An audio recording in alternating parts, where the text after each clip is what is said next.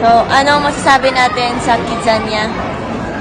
First okay time. naman. Kasi Kulang yung oras, no? nakaapat lang tayo eh. Meron kasing part 1 and part 2 dito, morning and afternoon. Yung afternoon pinili namin. Okay, Maduru? Maduru? Ikaw ano masasabi mo? Pagod.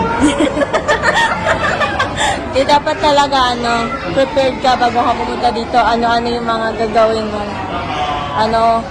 Jobs para sa mga bata. Reserve din ng oras.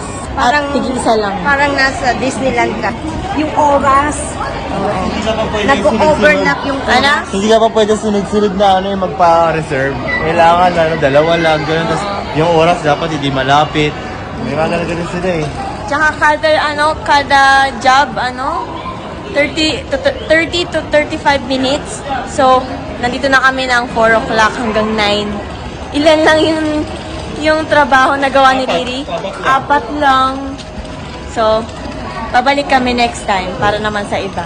3 times. Siguro mga 3 times para matapos mo lahat yung mga jobs. 3 times ang babalik dito. 3 to 4 times. Oo. Hindi kaya ng isa lang. Oo. Hyper siya eh.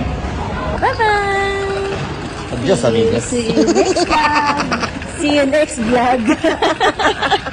Bye-bye!